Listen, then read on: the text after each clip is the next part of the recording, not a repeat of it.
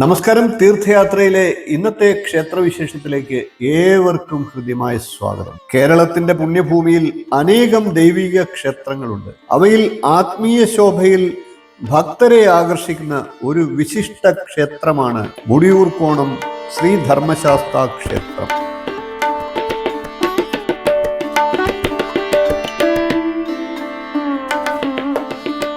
പന്തളമെന്ന ചരിത്ര പ്രാധാന്യമുള്ള ദേശത്ത് ധർമ്മശാസ്താവിലേക്ക് വിലയം പ്രാപിച്ച അയ്യപ്പന്റെ ചരിത്രങ്ങൾ ഉൾക്കൊള്ളുന്ന പന്തളം എന്ന സ്ഥലത്ത് കുടികൊള്ളുന്ന അതിപ്രധാനപ്പെട്ട ഒരു ധർമ്മശാസ്താ ക്ഷേത്രം. അതാണ് മുടിയൂർക്കോണം ശ്രീ ധർമ്മശാസ്താ ക്ഷേത്രം.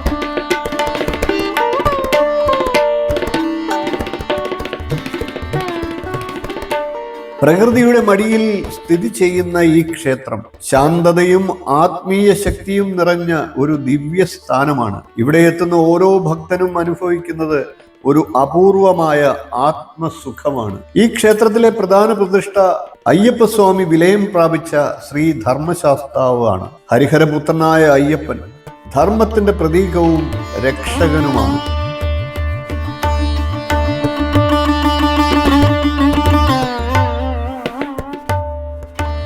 ഭക്തർ ഇവിടെ എത്തുന്നത് ദുഃഖ നിവാരണത്തിനും കുടുംബ സൗഖ്യത്തിനും ജീവിതത്തിൽ സമാധാനം നേടുന്നതിനുമാണ്. ഈ ക്ഷേത്രത്തിലെ പ്രധാന വഴിപാടുകൾ നെയ്യഭിഷേകം, നീരാഞ്ജനം, അപ്പം, പായസ നിവേദ്യം എന്നിവയൊക്കെയാണ്. ഇവ എല്ലാം ഭക്തരുടെ മനസ്സിലുള്ള എല്ലാ ആശങ്കകളെയും നീക്കുന്നതിനും ആഗ്രഹങ്ങൾ നിറവേറ്റുന്നതിനും സഹായകരമാകുമെന്നാണ് വിശ്വാസം.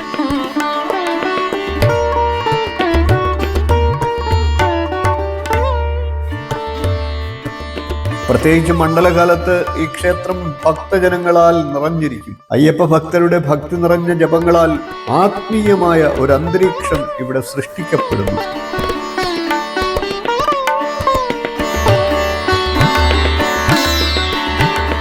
ഈ ക്ഷേത്രത്തിന്റെ മറ്റൊരു പ്രത്യേകത ഇവിടെ ലഭിക്കുന്ന ആത്മശാന്തിയാണ്. ജീവിതത്തിലെ തിരക്കുകളും വിഷമങ്ങളും മറന്ന് ദൈവസന്നിധിയിൽ നിമിഷങ്ങൾ ചെലവഴിക്കുമ്പോൾ ഒരു പുതുജന്മം പോലുള്ള അനുഭവം ഇവിടെ ലഭിക്കുന്നു.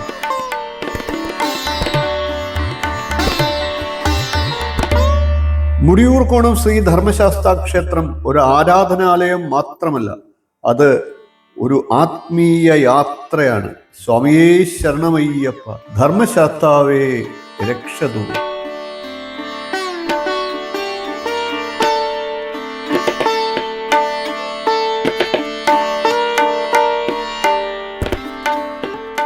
ഈ ക്ഷേത്രത്തിൽ നിങ്ങളുടെ ആഗ്രഹം പറഞ്ഞു പ്രാർത്ഥിച്ചാൽ ഫലം ഉറപ്പാണ്. അയ്യപ്പന്റെ അത്ഭുത ശക്തിയും ധർമ്മശാസ്താവിന്റെ ധർമ്മചിന്തയും ഒരുപോലെ വിളങ്ങുന്ന സവിധം മുടിയൂർക്കോണത്തിലെ ക്ഷേത്ര രഹസ്യങ്ങൾ അവസാനിക്കുന്നില്ല. സ്വാമിയേ ശരണമയ്യപ്പ.